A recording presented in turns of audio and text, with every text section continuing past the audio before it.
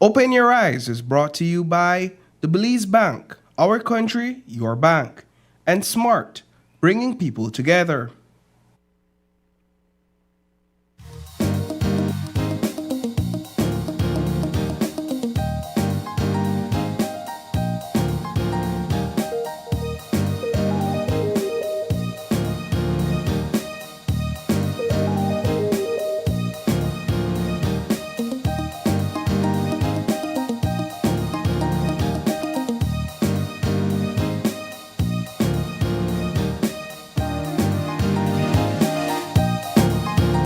Live from the GBM studios in Belize City, it's Open Your Eyes. Start your morning right with your hosts, Sabrina Daly and Isani Caetano.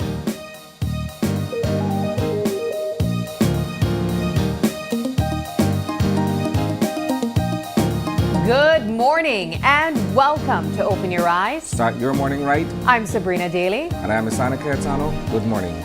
And good morning. Let's jump straight into some of the conversations that you can expect throughout the show this morning. Starting things off, we will be joined by Lord Michael Ashcroft, and he'll be here to discuss Belize, of course, as well as international politics. And then later on in the show, we'll be joined by our friends from Quartz, and they will be here to talk about leveling up your home with Quartz Appliance event. Isani? Good Hi, morning, sir. happy Good morning. Wednesday. Happy Wednesday. We're already in the middle of the week. Happy hump day. I don't know that midweek this time around has come fast enough. Yeah? It feels like we've been at it. I'm not going to lie. I agree. It's been the longest 3 days. But I will say, I think it's more because of the excitement. This week officially kicked off KTV The Remix. Yes. And so a lot of us were anticipating that big Tuesday for us to get behind our television sets or head over to the Bliss and enjoy the live show. And so I know, I think it was the anticipation, the build up to Tuesday. I'm hoping the second half of the week goes by more smoothly and quickly. Well, there is more we can get into with KTV. Yes. As you mentioned, last night was our first live audience. Yeah. Right? And so we're off to a bang. Yeah. It's going to be interesting to see how the season shapes up, but I won't get too much into that topic right now. Right. But here's what. These are the 5 things you guys need to know today. First of all, we, Channel 5, GBM, we delivered a FOIA request to the Minister of Public Service yesterday. And of course, the Central Bank of Belize is preparing to introduce its new banknotes that will enter into circulation on August 4th. And of course, the TSA, for those of you guys who have been traveling to the United States, the TSA has immediately ended the removal of shoe policy at all U.S. airports. And President Trump escalates his trade war with new tariffs targeting 14 countries.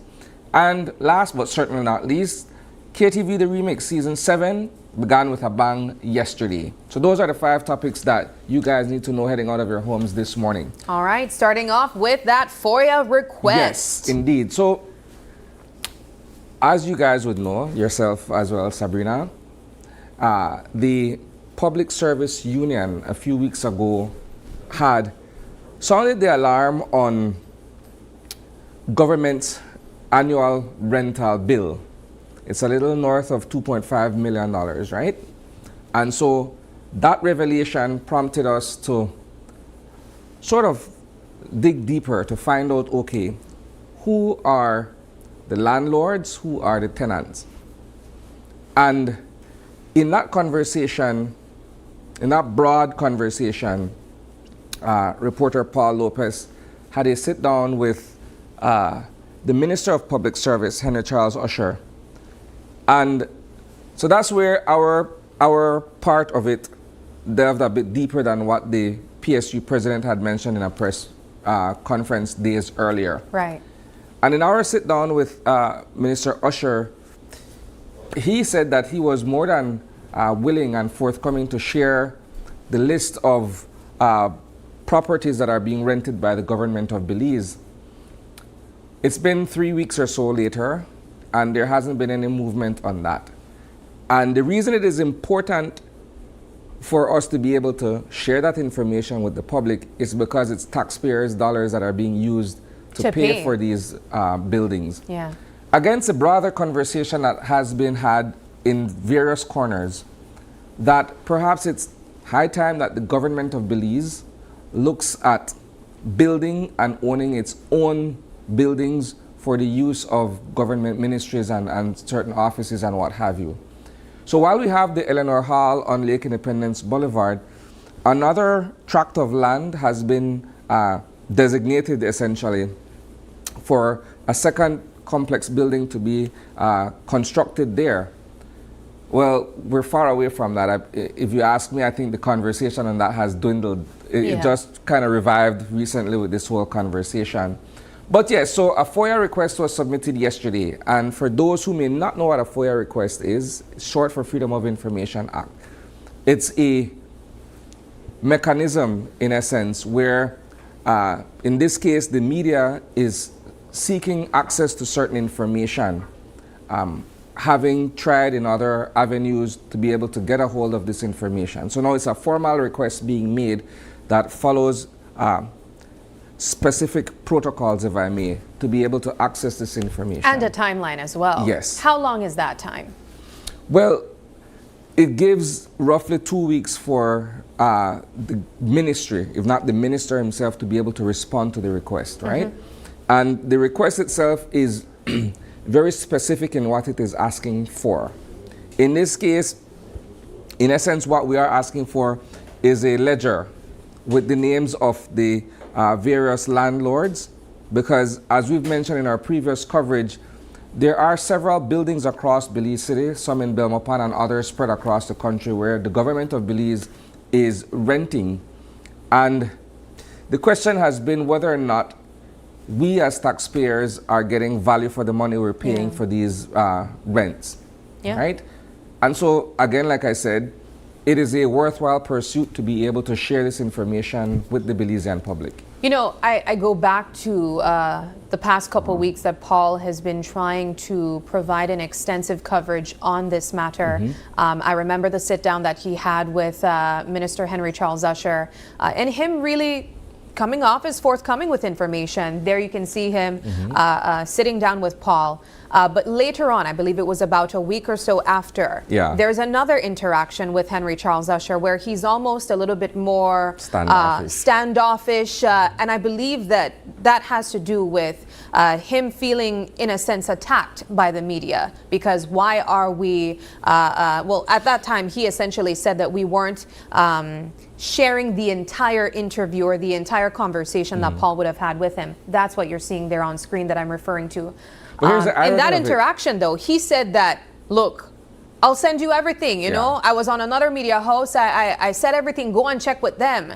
And since then, it's kind of been like stonewalling, not getting information. Paul reached out to him yesterday, called multiple times, and there's been no real answer. Okay, so let's walk it back just a bit for the benefit of our viewers, right? Oftentimes when we conduct an interview with a subject, the interview runs fairly long, and we as reporters, we only have a specific window to be able to tell a story. So for argument's sake, if we only have a 3-minute window for this particular item and the interview ran for the better part of 40 minutes, right? We have never aired an interview in its entirety. That's not the practice. Moments like that, editorial discretion comes in. Yes, there has to be discretion where that is concerned. You're perfectly right.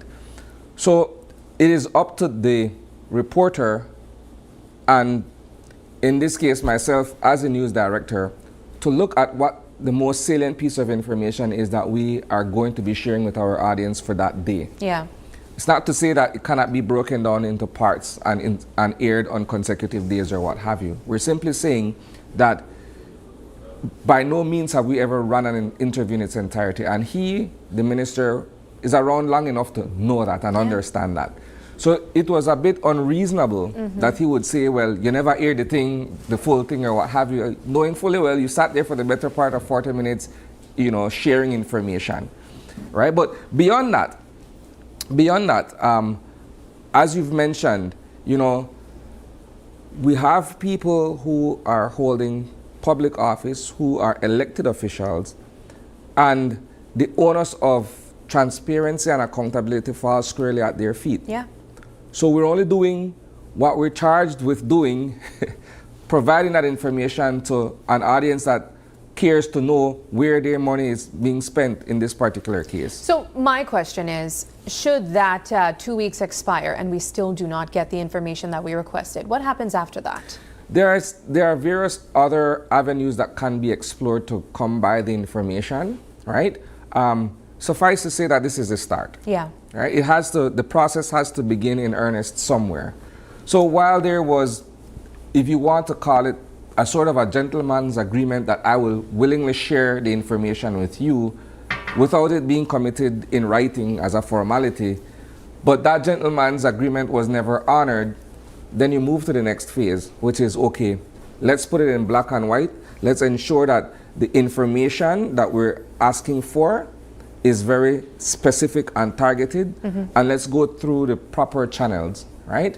So once that is not satisfied, then we'll look at other options to be able to pursue the information. But again, like I said, this isn't about GBM. Yeah. This isn't about any moving hand or any puppet master pulling the strings or what have you. No, this is about us being able to uphold the tenets of transparency and accountability, and that's what it is. All right, well, nice play on tenants there. Moving into another topic of discussion, and this one's a bit more international. For you persons traveling anytime soon, you might be able to get through that security line a little bit quicker. And that's because TSA has recently, I believe just this week, but almost kind of without real announcement, ended their shoe removal policy for all U.S. airports. No, I'll get funny here. And I know you're on for a good cackle early in the morning, right? And TSA people tired of smelling no toe. Stinky feet. Tired of smelling no toe. You know what though? I've seen some people. I feel like there's the right way to go through security. You wear socks. Don't be walking on that dirty floor bare feet. And so I've had my fair share of annoyances going through there, you know, having to take off your shoes and whatnot. But there's a reason that was in place. Yes. In the first place, this dates all the way back to 2001 when there was the 9/11 situation where, you know, a person essentially tried to hide something in his shoes that could have been an explosive. This, of course, I think since then we've seen several technological advancements. Numerous. And so I'm imagining that that's one of the reasons why we've now seen this part of that protocol now be removed. Yeah, so again, you're right. I'm just glad that inconvenience is over and done with. Because imagine standing in the line, and then when you reach that particular area, you have to empty your pockets, right? You then have to take off your footwear, put it in a tray, go through the scanner, put it on back, and then rush to your gate. The anxiety I feel is when I'm at the end of the line and I'm trying to get everything, including my shoes, back on my feet before the container falls off, before, you know, I start to make the line back up. So I'm grateful for that. But, you know, that's just an interesting announcement. And I know that there are quite a few people traveling through the United States. And so this might be useful information for you. But we did start off the show kind of highlighting what yesterday was looking like, or last night was looking like for most of us. And that's because KTV The Remix live show night 1 officially kicked off with a bang last night. We were able to meet the 12 contestants that took the stage. And of course, after this week, you now can officially make your votes. And we'll be seeing that number narrow down to 10. A lot of favorites, a lot of returning faces, as we said as well. I think what struck me as interesting at the opening of season 7 is the fact that we've sort of departed from the norm for the first live audience show, where the judges are going to be the one who determine who goes forward into week 3, right? I say week 3 because we started last week with the auditions. Right? Yeah, with the auditions, sorry. So we'll see what the judges say in terms of who gets to move on to the subsequent round of competition. So I was excited to see Chelsea Castro. Of course, she was last year's winner. Open the show, and it was a little bit nostalgic. Here's a kicker for you. She said that she is almost tired of singing A Part of Your World. That was one of her iconic performances from last season, and so we were able to catch up with her. But I have to really just mention what amazing talent we saw last night.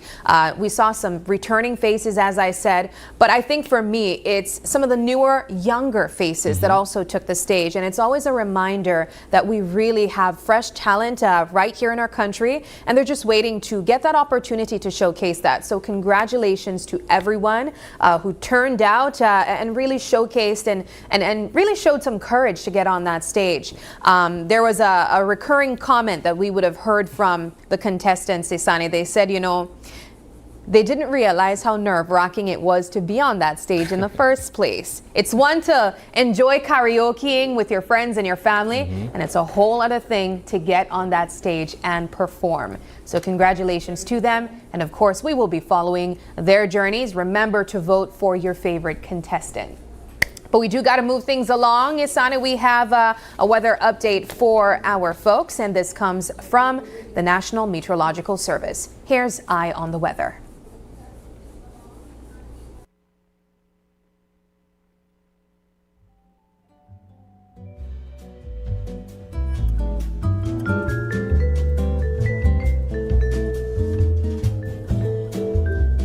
Alrighty, so today's weather calls for some sunny skies with cloudy spells today and cloudy at times tonight. A few showers or isolated thunderstorms are expected mostly over the southern districts and isolated activity elsewhere. I know we have been enjoying some cooler temperatures. I can tell you here in the old capital, there's still overcast skies, but let's move along and see what kind of temperatures we can officially expect from the Met Service. Along coastal areas, the high temperatures will be looking like 87 degrees Fahrenheit, with a low of just a little bit lower than that, which is 83 degrees Fahrenheit. Inland, it calls for highs of 93 degrees Fahrenheit, with a very low, honestly, of 73. And in the hills, we also expect that to be much cooler. The hills will have highs of 79 degrees Fahrenheit and lows of 68. Around this time is where you see people pull out their extra layers of clothing.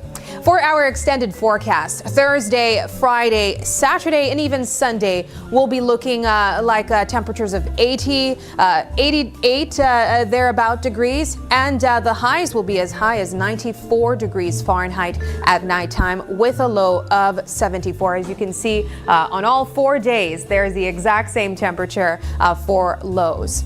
Moving things along, our astronomical forecast. The sun rose this morning at 5:24 a.m. and it is set to set at 6:31 p.m. The moon rose at 5:54 p.m. and the moon is set to set at 5:01 a.m. Our marine conditions. The sea state is light to choppy and the winds are blowing from the east at 5 to 15 knots. The tide, today's high tide will be at 8:25 a.m. and a low tide at 4:11 p.m. Another high tide will take place at 10:19 p.m. and tomorrow another low tide at 2:48 a.m. That does it for our Eye on the Weather. Of course, we want to say again thank you to the folks at the National Meteorological Service. Here on the screen, you can see a satellite image of what's currently out there. As we mentioned, there are some scattered showers that will be taking place. And so this gives you a depiction of what's that looking like satellite-wise. Isani? All right, Sab. When we come back, we're going to be joined by Lord Michael Ashcroft for a two-part conversation on Belize and, of course, international politics as well. Stay tuned.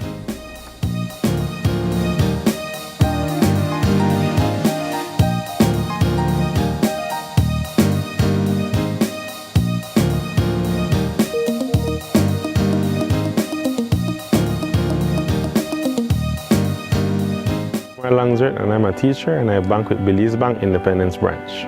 What I enjoy is the safety features that the app offers. I have a sense of not having to worry or be concerned about somebody finding my password and username to sign in the application because of the use of the one-time password. And another feature that I love, that I use the most, is how the app synchronizes with my fingerprint on my device. I enjoy the rapid and easy, seamless process to apply for loans through the Belize Bank, and I don't have to be having too much back and forth to visit or take time to visit the bank.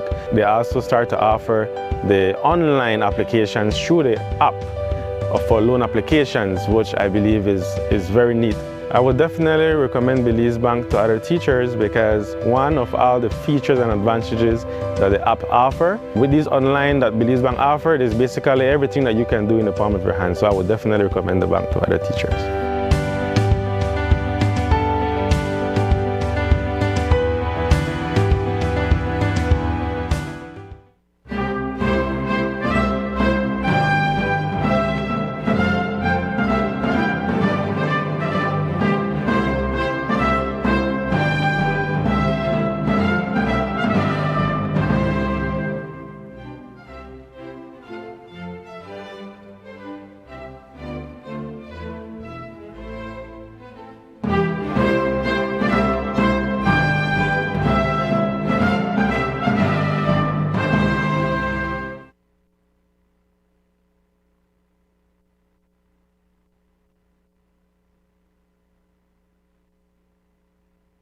This is the new era of the Mexican Caribbean. A whole spectrum of colors and hues, multi-dimensional cuisine, holographic beaches. The true new era is within you.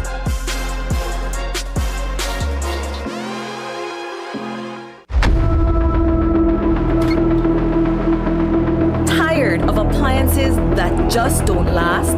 Appliances that just can't keep up? It's time for a change. GE Appliances delivers reliability, innovation, and performance you can trust. The decision is easy. Don't settle for less. Choose quality, choose reliability, choose GE. Paid for by homeowners who demand better appliances. Let's all be safe during the rainy season.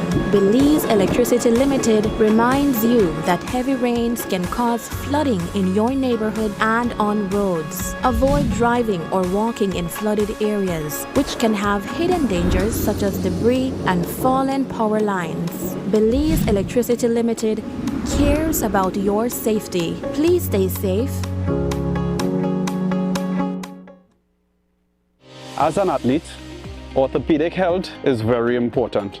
Our bodies can be so strong and yet still so delicate. Injury is something that we cannot prevent. We could try to mitigate the risk of extreme injuries. However, it is very, very important that you know and understand your body. As we get older, our bones are getting softer. It's hard to treat degeneration which already happened. The first treatment is a lifestyle modification and the support of physiotherapists. I'm Dr. Sergey Adonin, an orthopedic surgeon, and we are watching Caribbean Medical TV.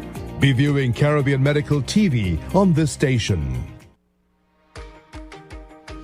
In our world that's always changing, one thing stays the same.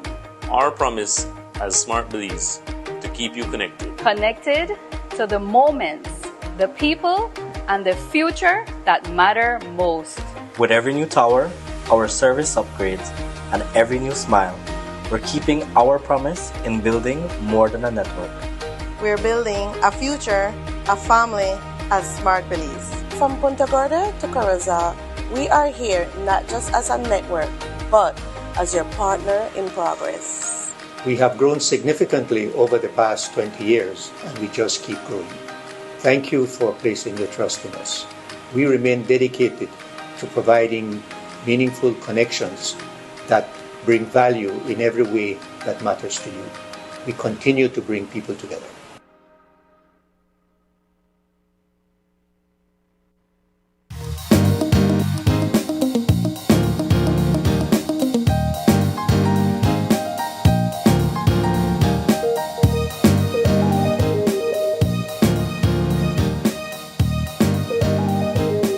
And welcome back. As we mentioned prior to our commercial break, we are embarking on a two-part conversation this morning with Lord Michael Ashcroft. He is joining us for the first time in a few months, right, sir? Yeah. We're just talking about it's been 6 months. It's been 6 months. Yeah. There we go. Good morning. Good morning. Lord Ashcroft. Good morning. Good morning. But Yeah, so great to be here in such a fantastic studio. We're doing a little thing. We're trying.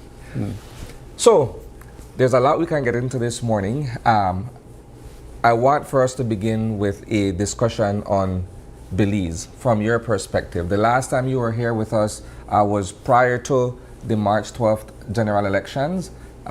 Some would say that a lot has happened since then in terms of the government and the direction in which the country is headed. So let's begin with your perspective as to what's been going on. I think that could even take up the two sections and even talking about what has happened since the election. But I think at that time I was saying that the election was a foregone conclusion. In fact, I was recommending that people should keep their own money in their pocket and not donate to the political parties because of the chaos within the UDP. And as it turned out, I think there was a little bit of a surprise that the UDP even managed to get together and have 5 seats, even though the factions were divided between Tracy and Shine. Now, since then, of course, the UDP have got themselves into an almighty great mess, which to this day has not been sorted. Now, for me, it is always important in any country that there is a thriving democracy means an effective opposition. And opposition is often a combination between the main opposition party and the media, keeping the government to account. Which they call the fourth estate. Absolutely correct. Yeah. And so now we have a situation with the PUP having absolute control. And I don't think I'm saying anything that any citizen doesn't know, but the level of naughtiness that is happening in the government today is very high indeed. And there is an old saying in history that power corrupts and absolute power corrupts absolutely. And so I think it's very important that the UDP get their act together and together with the media hold this government to account with the vast majority that they have in the House, which even gives them the okay, if they wish to change Belize's constitution. So I think we're at a bit of a crossroads here as we go forward. And unless the UDP sorts itself out and becomes effective and brings in new talent, which is very important, because some of the dinosaurial politicians of the UDP need to stay out completely. Their time is up. That's a fair observation. When you look at what's taking place within the United Democratic Party, and of course, this goes well before the March 12th general elections, that they've been infighting, and the fact that the party is factionalized. One would want to think that post March 12th, they would have a sober coming together and figuring out the way forward for the party. But it would seem as if though it's more confusion now than before. We saw the resignation of Shine Barrow a few days after he lost his seat in Mesopotamia. That succeeded the resignation of the chairman at the time. Both have since returned to office as party leader and as chairman respectively. And the confusion and the mayhem continues. Despite the High Court attempting to make certain clarifications on expulsions and what have you, it doesn't seem as if though the party is moving any forward. No, and you have an MPC meeting this Saturday, Yes. which seems as though that's going to land up in chaos. As the other 2 NPC meetings that were failed. You see, the only way the UDP can get itself together is if there is an open election for the leader and an open election for who will be the representatives for the various constituencies around the country. And this is where the resistance is at the moment. Shine wants a future in politics. Tracy and many others do not want Shine to have a future in politics. And so you have oil and water here trying to mix in the same pot. And egos are running amok on the old established UDP at the moment. And they do say that in law, possession is 9/10 of the law. So they have the headquarters, they by law are the appointed representatives of the party, and they're doing everything they can to ensure that there is not a free choice for UDP supporters to decide who should be the leader. And until that is broken, this can go on for a long time. What do you think of influential members that we recognized, older heads like the former Prime Minister and his take on what's taking place within the United Democratic Party? Do you believe that he has any type of influence at this point determining what step forward the UDP can make? Well, it's very difficult. I mean, if you go back, they have tried various forms of arbitration, but the stubbornness is there. I mean, for example, both sides believe they are acting within the Constitution. Yeah. And when you have a conversation with either side, they're accusing the other the whole time of breaking the Constitution. And I've had a good look at the judge's statement when he came out, and he has quite rightly said that both the convention last October that Tracy had was outside the Constitution, and that the expulsions were outside the legal power of the existing UDP. But what the judge did not say is what the remedy was. Now, from Tracy's side, there seems to be an assumption that that means they're back in. From the Shine side, it's got to go to a vote. And this weekend, so it's meant to be, is a vote that they are brought back in. That doesn't chime well to the Tracy side. And so to that extent, this may only be sorted by very expensive lawyers over a long period of time, unless heads can be banged together. And you talked about the former leader. I spoke to him this weekend. I spoke to about 8 people this weekend to try to understand what was going on here. And I came away just believing that reconciliation is close to impossible until one or the other backs down or really compromises. That doesn't seem as if it's going to happen anytime soon. So my question is, do you believe that if, for argument's sake, Tracy's side decides to form its own political movement, its own party, that it stands a chance of being viable? We've seen third parties come and go, and they really can't establish themselves long enough to be formidable opponents in electoral politics. I mean, I don't think, my personal view, if you go back to the statement that I said, that I like to see an effective opposition, then anything which starts to split the votes of one sector of the community inevitably leads to disaster and would probably give the PUP another term again. So right at the moment, there may be up to 4 years before an election.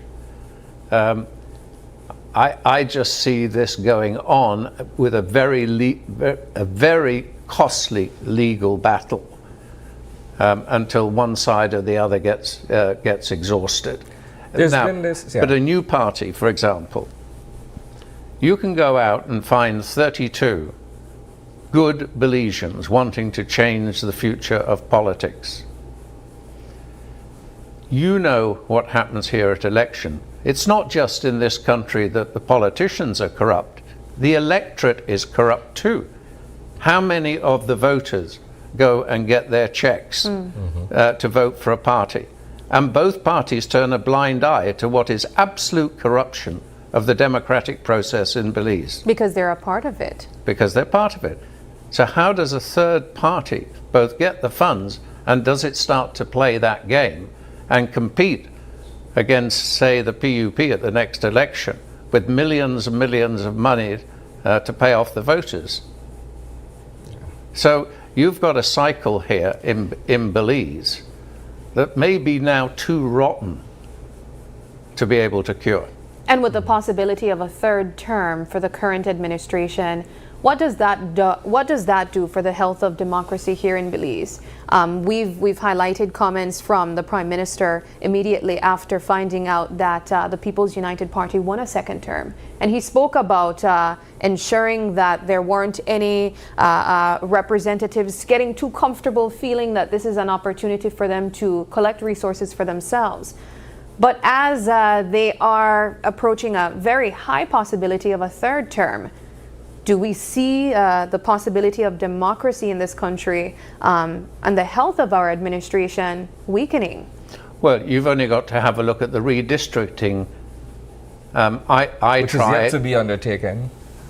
I tried to start that process. That the mandate for democracy of equality of numbers of voters per constituency is way out of whack. But the government worked very hard to ensure that it was not changed before the last election. Do you want to put some money on whether it's going to be changed in this term? But it should and must. I don't mean to be cynical, but there's a degree of cynicism that should be applied here, because if you look back to what the Prime Minister said just before the March 12th general elections, that redistricting would be high on the agenda once they're given a second mandate. Well, we're several months in and there has been no talk of redistricting. As a matter of fact, my opinion, based on an observation, is that they're off to a rocky start. They had tension with the unions. We're looking at a budget that many were saying, okay, well, perhaps we're borrowing more than we're actually making. Is it viable or is it sustainable over a period of time? And I believe that those are legitimate questions for the populace of the Belizeans to ask. I don't know that at this point they're off to the races on a good foot. What is your take on that? Well, you're going back to one of the comments I made very early on about effective opposition coupled with effective media, and media that needs to investigate what is going on here. Now, if you take some of the other areas here, where is the Senate inquiry on Portico? The government managed to push it into the long grass and it's been abandoned. Well, it fell apart in spectacular fashion too. Yeah. And if you take some of the laws that we have here, whether it's the Contractor General, whether it's the Ombudsman, whether it's the freedom of information, they're all shallow and non-enforceable. They're only optical to satisfy the Western governments that we have the appropriate legislation to check for corruption in public life. But they are toothless. Speaking of unions that Isani just highlighted and some of the challenges that the Briceño administration currently finds themselves with battling against unions, one of the big conversations right now is wages. Wages where union members from several different parts of society feel that they deserve higher pay, and they've deserved it for a very long time. Do you believe that the government finds itself in a pickle in providing that salary increase or salary adjustment, as some of them call it, while also ensuring that they have fiscal stability as well?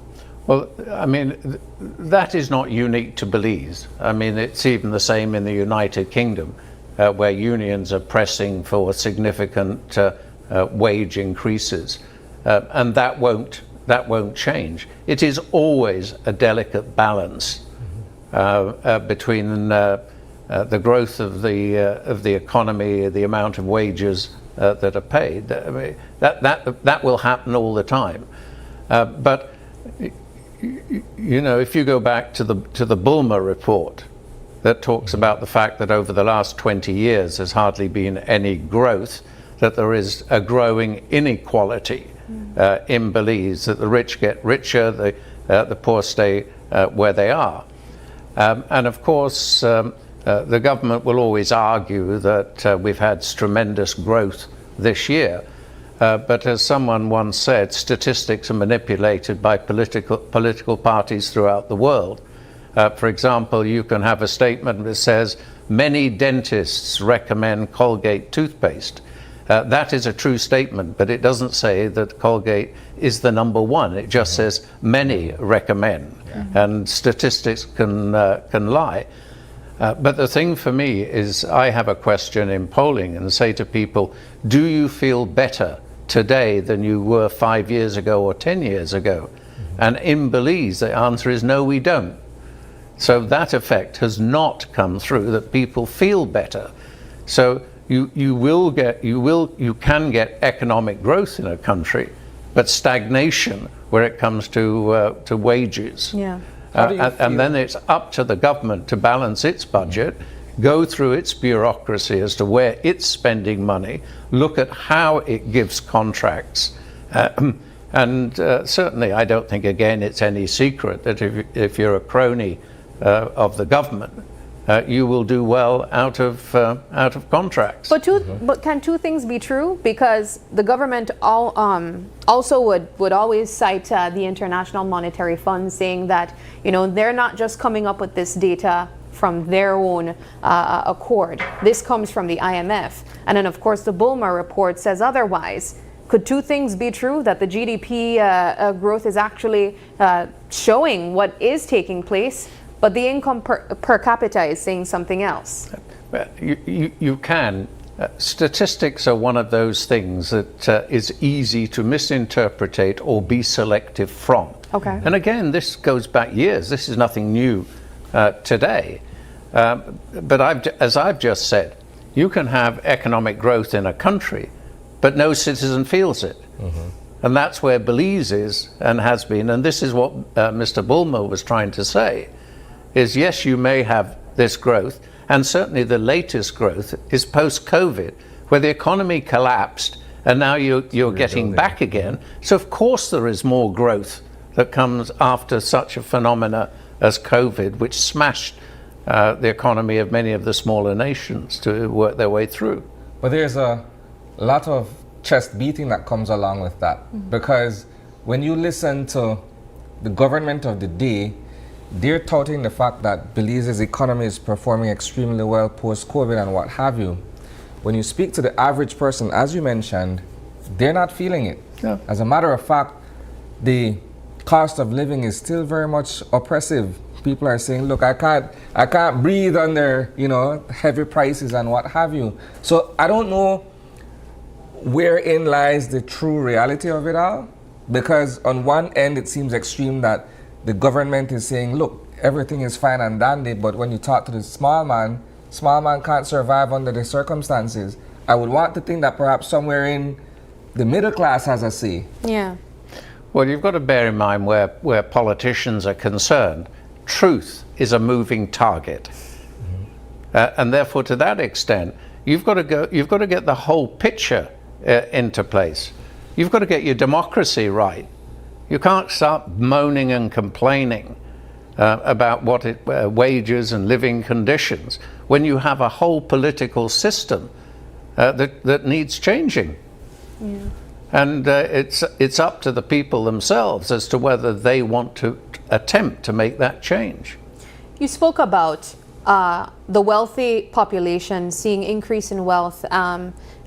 And for me, one of the things that I wonder is what could be the long-term implications of that in a country, in a small developing country like ours. We are seeing unions take a stand and fight for their wages. We're seeing the general public support them. Could we potentially see more unrest or an increase in unrest from persons based on feeling that middle class are now becoming lower class persons and the wealthy is simply becoming wealthier?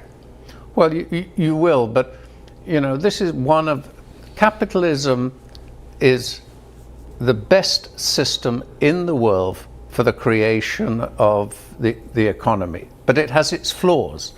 And one of the flaws is, by definition, it does create inequality.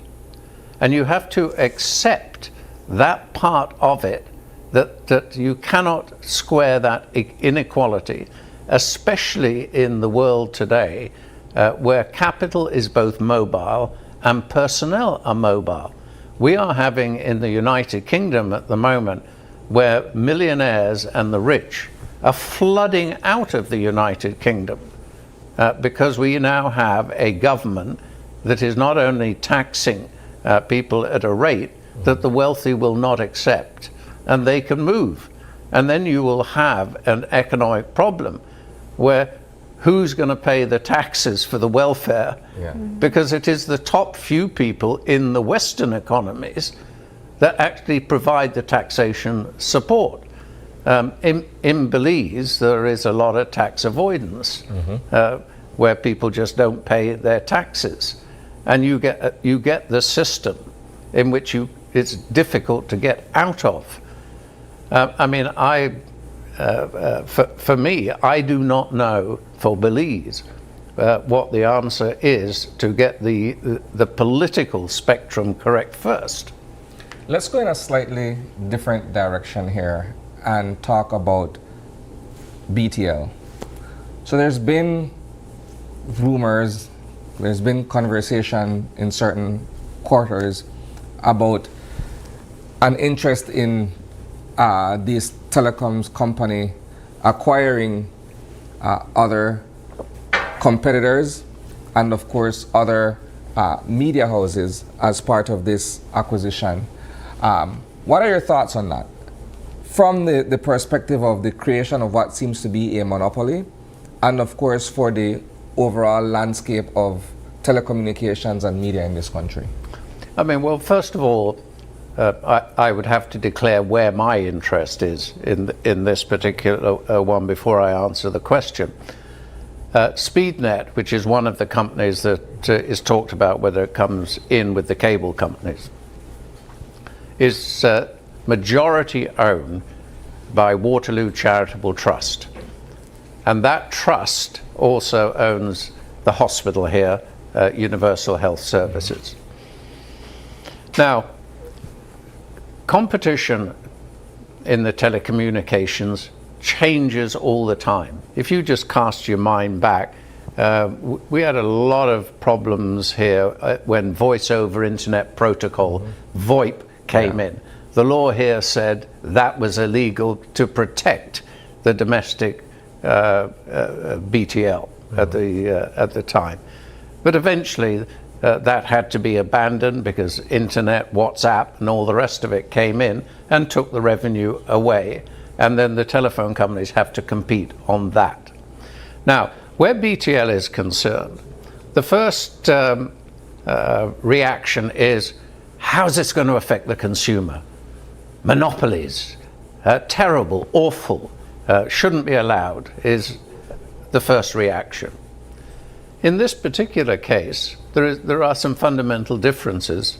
The monopoly through BTL is owned 95% by the government and the Social Security Board. So whatever happens to BTL and whatever the profits are, low or high, is in control of the government. And the government has many ways of raising taxes. If it gets good dividends from BTL, it doesn't need to raise the rate of income tax or import taxes. It's all part of generating that revenue. And in the future, BTL will be under competitive pressure for things like Starlink, which will be the next thing that comes. So it won't be a monopoly per se. It will be them reorganizing to get into place for this country to compete with the international carriers that come in. And if they're able to, and BTL of course is not the government, and I think the thing that should worry people more than anything else when they try to, if they put something together, is what it costs the government, because BTL will probably be able to raise the finances itself. If it can pay off the debt within a few years, then BTL will come out much stronger. And whatever the charges to the consumer are, will be in government's hands at that particular time. And if they decide that they want low cost here, which they may have to in any event when Starlink and other satellite-based companies come in, But do you want a BTL and a SpeedNet to both go bust and give Starlink the monopoly? It's interesting that you're mentioning Starlink because when an application was made to the Public Utilities Commission for perhaps license to operate within Belize, it was, as far as I'm understanding, initially turned on, but now with very strict locations where they can access Starlink services and what have you. How do you look at any other third-party player entering this telecommunications industry? Well, I'm a capitalist, so therefore, to that extent, I welcome it. You know, it goes back in all industries. You know, the days when there were rivers, there were ferrymen, and towns were built at thwarting ferrymen. And all of a sudden, somebody says, well, we can build a bridge across the river. There becomes consequences that the ferrymen lose their jobs. And then the ferrymen and the towns fight. And they say, this is unfair. You need to protect our jobs. And we will have the same here in Belize with the port. I was just about to go to the port next. Because if the port gets built with a bulk handling facility and all the rest of it, it'll be very difficult to keep the stevedores on at the same types of terms and conditions they get, and the practices that are there. For efficiency, it has to be a highly mechanized operation. And that'll be interesting to see then the reaction of the stevedores union and whether they decide to go on strike, become violent, so on and so forth. But that's happened in history when efficiencies, AI is coming in, will take over people's jobs. So this, and we all have to then adapt. And as I mentioned earlier on, just in telecommunications, when VoIP, that was illegal. And those, you mentioned Starlink and the government allowing a certain amount, but eventually that barrier will be broken through. And the government has to answer is, do you want telecommunications in Belize to be virtually totally abandoned because of a low cost and all the rest of it? So this is a situation in which if the government does nothing, they can be rightly criticized. And if they try to do something, they'll also be. They're also going to be criticized. But they've got, and life on every front is not about best of choices. And this is where people fail. It's about least worst alternatives. And when you have least worst alternatives, your critics will come out, some well informed and most not informed, but love the sound of their own voices. Let's go back to the port situation. So we're yet to build a cruise terminal in Belize that would conform to international standards for cruise tourism. We're looking at what was, or what still is, the Port of Belize, now owned by the government. We're looking at Port of Magical Belize, which seems to still want to be in the race to build the first terminal. And Stake Bank, for all intents and purposes, is dead in the water. It's tied up in litigation. Where do you see the future of cruise tourism in Belize, given the existing picture?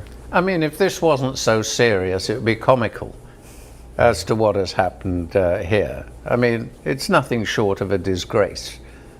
There has been talk about a cruise terminal for nearly 20 years. Yeah. And none can materialize. And none can materialize. Now, before COVID, my group, Waterloo, had put together that we could, in fact, build a cruise terminal and a bulk handling facility, which is fairly essential if we're going to grow exports in Belize. And that was costed out at about $250 million US. And we had all the international capital to be able to do it. Portico raises its head. I don't want to go into who was involved, or what the decisions were on that. But I think you can read as to why the Senate inquiry was kicked into touch, that nobody really wanted that to go too far. So you come to your own assumptions on that.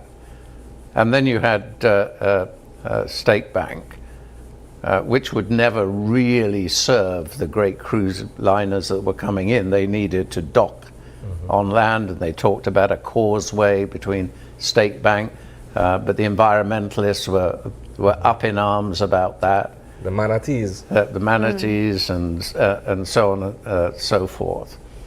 And so eventually, government appears to decide that the port should be exactly where Waterloo was going to build it. They want all Waterloo's IP to be able to copy exactly what. They're going to have to go back through the environmental stuff that they've managed to fix that Waterloo got turned down for. And so then they've got to go out and raise international capital. So if you really think this is going to happen quickly. Okay, so how do you feel as a businessman who went to great lengths doing all the due diligence to be able to present what would have been a proper and sound proposal to build a cruise terminal exactly where it is at the Port of Belize? The government bats it down through NEAC and all of these other agencies and what have you. They now purchase Port of Belize back from you and are intent on doing the very same thing that you were trying to do in the first place. How do you feel about that? How do you think? I'll give you 3 guesses. I don't want to hazard any guess. Huh? You'll forgive me. I think it's self-evident what my response would be to that. However, I am doing my autobiography, and a lot of these things will be explained in full in that autobiography, and a lot of people won't be happy. Public-private partnerships usually have mixed global impact. And when we see the efforts that have been made, whether successful or ones that have failed, what are lessons you think we could learn here in Belize on how to improve upon that? Well, many of those that happened in the United Kingdom turned out to be very bad for the taxpayer because they gave away far too much at that particular point. And I haven't really seen where partnerships between government and the private sector are really successful, because you often have the bureaucracy of the private sector clashing with the entrepreneurial spirit of the private sector. It's a bit like socialism, sounds good in theory but is useless in practice. And so I'm not a great fan of the private, these types of partnerships. The PPPs. The PPPs. Because it's also a way of deferring the cost to the government. And many of them land up, the government's having to take them back again. So it's just be very careful before you enter into those forms of contracts. So there was a proposal at one point being floated to construct another government complex right adjacent to the existing one on Lake Independence, which would have been a public-private partnership as well. And I don't know that has gotten off the ground in terms of the buy-in from those in the private sector, but perhaps you're right. Maybe the business people are a bit skeptical of entering into that kind of a covenant with the public sector. I mean, I think if you get things right, you can be entrepreneurial about things, but I believe that government should be less in the business sector rather than more. So I'm against things like nationalization, but it sounds good, the public owns something. But the problem is that it's very difficult then to find the right management who have the incentive, because you can't incentivize them by giving them shares in something. You can't you can't pay them significantly greater than civil servants, and it's difficult for the state to run big businesses efficiently. All right, well, we are enjoying the conversation, at least the first half of it so far. We do have to take a quick break, though, and when we come back, we are going to switch over into some international conversations, and of course, where Belize lies in that as well. Don't go anywhere. OYE continues after the break.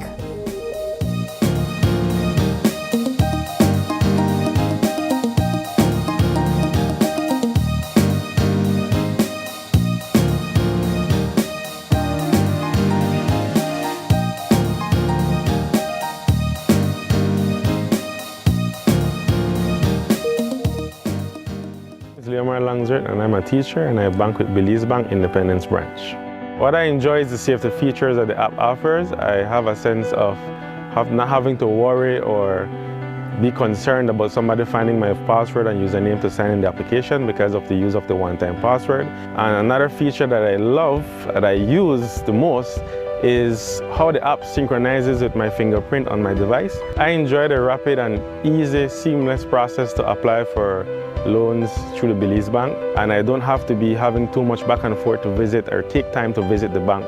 They also start to offer the online applications through the app for loan applications, which I believe is very neat. I would definitely recommend Belize Bank to other teachers because one of all the features and advantages that the app offer with these online that Belize Bank offered is basically everything that you can do in the palm of your hand. So I would definitely recommend the bank to other teachers.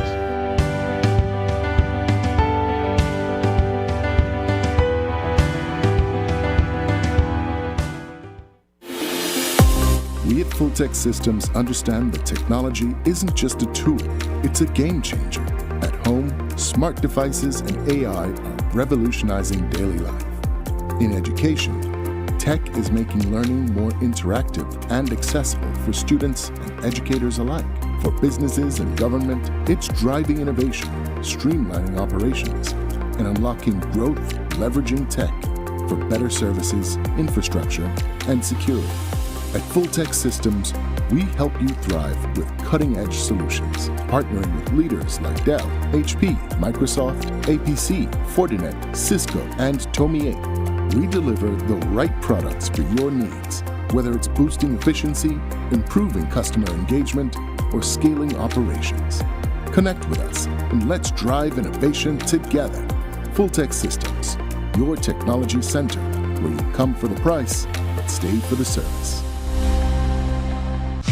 Coming up, get ready because it's crop over time. A friendship contribution to children with cancer, making a difference for those with special needs. African culture expressed through fashion, and another reward for a job well done. It's all next on this station.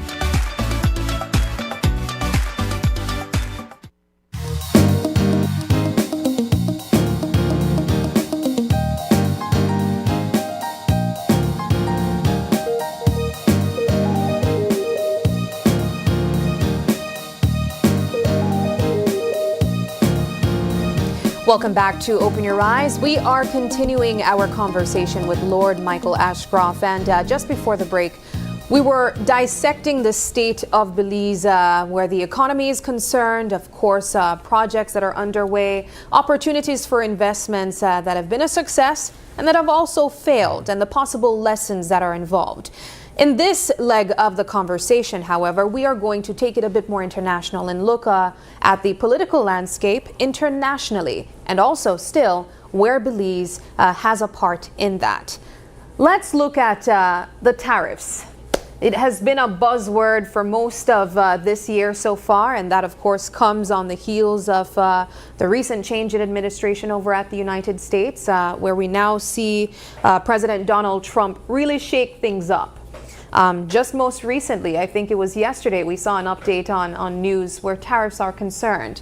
Still, there has been the question of how could small island developing states like Belize be impacted by this? What are your thoughts on the tariff situation? Well, you have to go back to the fact that the United States is building up a budget deficit over many years. And a large part of that is the trade imbalances that they have endured with many countries over a long period of time. Significantly with countries like China, but also countries close to them like Mexico and Canada that have had a very lenient ride in getting their goods and services into the United States. So part of it is, or the main part of it is Trump wanting to redress that. Now that in itself is not a bad thing for him to do. Most of the critique of him is how he goes about it. In other words, you can do things in a diplomatic way, or you can do things in a bullying way. Yeah. But I think that the United States has found that doing things the diplomatic way has not been particularly successful when dealing with other countries. So what Trump has attempted to do is to find where these major deficits are. And instead of in a negotiation sort of trying to bridge a gap between the two, he goes off to a total extreme. And then you'll notice he comes back from that extreme to a point that he, for the United States, is prepared to accept. So I don't see that we'll be going back to anything that once happened there. There's a 10% broad tariff to every country in the world, and then over and above that, he tries to work out what extra tariffs would be needed to balance the books. Things like US aid has been really out of control for years and years and years. Now, this is where it will affect some of the developing economies, because they have cancelled about 4/5 of all the US aid to developing nations. And you can have your own critique on that. If you're on the liberal side of things, you can be disgusted with that. If you're on the Make America Great Again side, you can be very pro that it's about time that attention was paid to the domestic issues rather than helping smaller or developing countries. That's that's a very, very interesting position, because small countries like Belize, we've done well with the assistance being given to us by US aid and other agencies from the United States that help in healthcare, education, and other sectors. And to have this sort of yanked from under our feet, it puts us in a very precarious situation, if you ask me. We were looking at the Millennium Challenge Corporation and the millions of monies that were earmarked for energy and education. And with this second Trump administration, all of that was taken away in a stroke of a pen.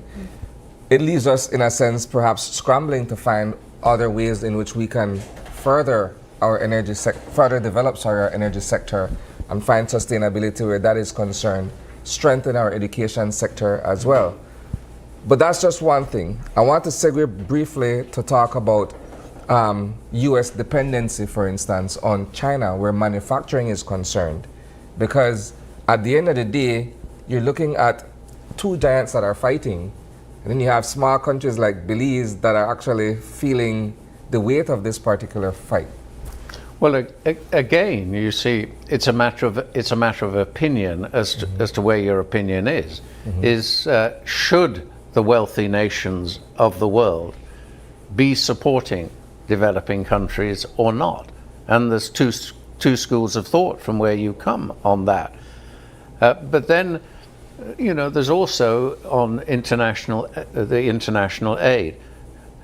Should governments have an equal responsibility to make sure that their democratic processes, that they don't waste money, that wealth is well balanced and distributed accordingly? Should there be openness in those countries? Is there a quid pro quo? Or do these developing countries just want to take and not actually try to develop themselves? Yes. Let's look at a specific example. You've got to come to your own opinion as to whether you believe the governments of Belize here are doing everything that they should to develop the nation. But it could be argued that to to get to a point where the United States is, or even China is, or even Mexico is extremely far-reaching when you think of the resources that they have already. It might seem almost impossible.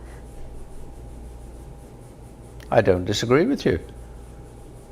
Let's look at a specific example. But you see, you see, all the countries have chosen at one time or the other to become independent.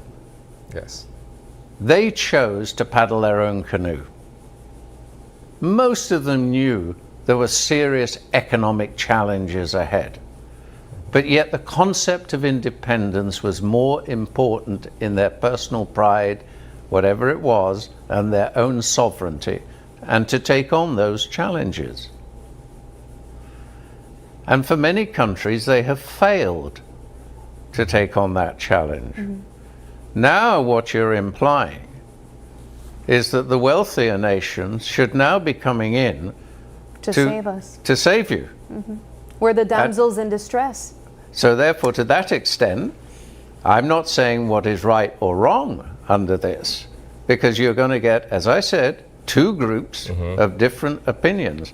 And what you now have in the States is a Trump that believes in very much an America first. Then you run into what that definition means.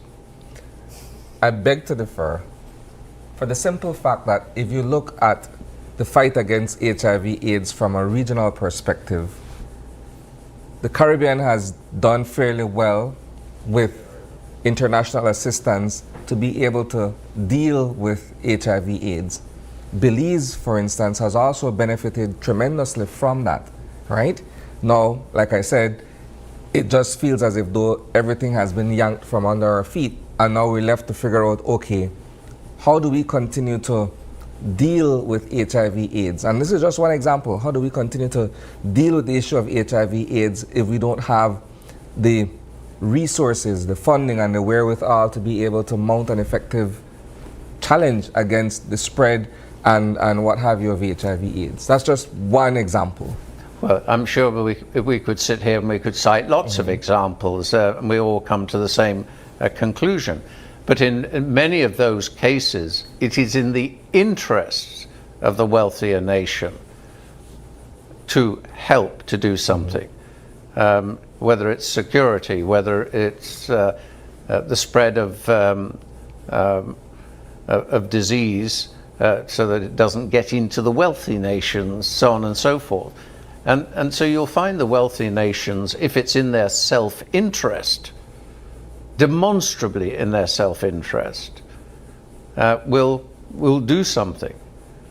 But to just broadly develop smaller nations has different political opinions. Yeah.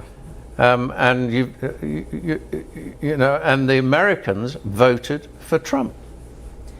You could say they too had a choice of least worst alternatives rather than best of choices. And that was exactly the case when you look at what that election spoke of or highlighted what the people of America were really concerned about. I go back though to the idea of sovereignty. For a small developing country like Belize, navigating itself within the spaces of these large powerhouse countries or nations like the United States, like China, how do we go about ensuring that we don't compromise our own sovereignty or strategic partnerships? Because the partnership is still important as well. Well, the very words you used about surrendering sovereignty, the United Kingdom surrendered sovereignty to a large extent by joining the European Union. And you had then, again, the similar arguments that the people who wanted us to leave the European Union put sovereignty above economic values because they believed that that was the more important thing. And many of them are bitterly complaining, at least from what I've been able to see and read fairly recently, that the decision taken for Brexit is regrettable because everything has... Well, bear in mind that argument is based on the economic argument, not the sovereignty argument, because Britain in the European Union has to take its laws from the European Parliament. So you're giving up the sovereignty to an extent. Now, with the other country to which I'm a citizen, the Turks and Caicos Islands, where I'm a belonger there, that at the moment is a British overseas territory. And the debate about independence rages as it does in other places. One is, should we stand alone? B, should we remain with the United Kingdom? Or at one time, Turks and Caicos spoke to Canada about being an overseas territory of Canada being close. You've now also got Trump wanting to take over Greenland.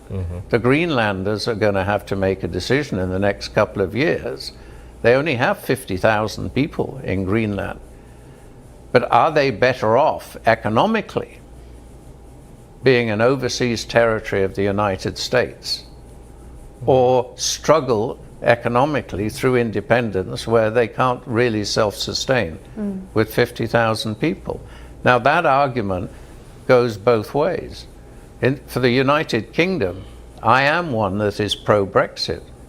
And the strange thing for me is I'm the son of a colonial officer that worked in the British colonies, and I've seen numbers of countries, especially in Africa, go independent.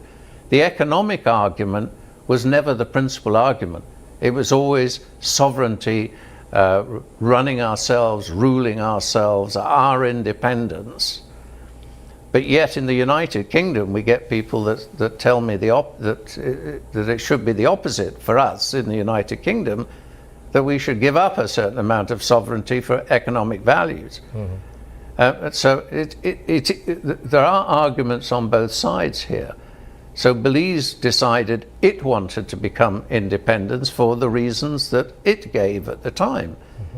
And there are consequences for every decision that is made, not always positive. Now the British left behind very much a European parliamentary law, legal, education a system.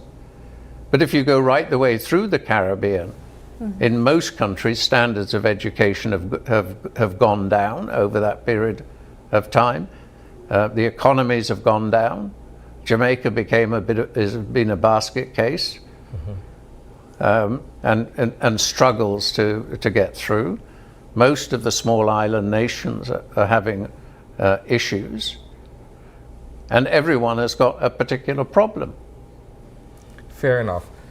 Let's go into international conflicts. You're a man who is fairly abreast of what's happening in Russia, Ukraine. I'm certain you've also been watching what's taking place in the Middle East.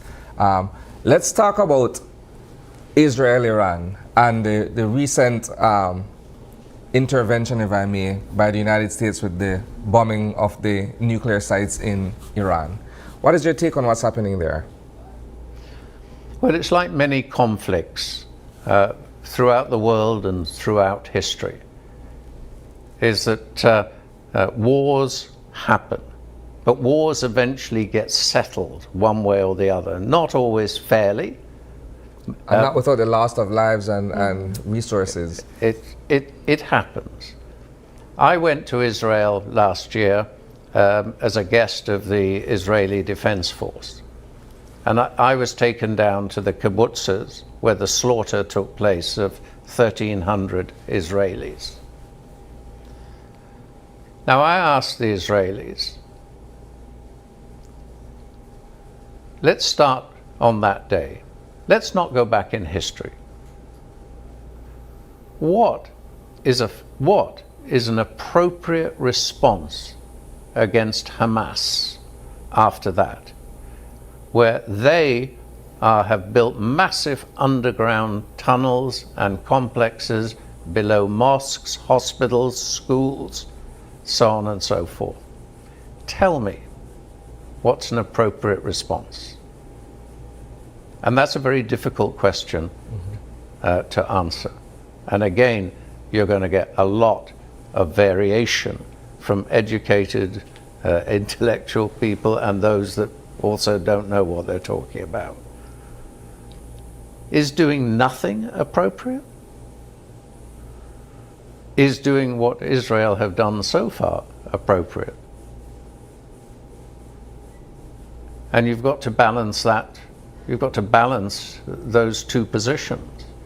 And there can never be peace in the Middle East unless Iran is neutralized, because they have an agenda to totally obliterate Israel. Yes. And with the development with nuclear weapons.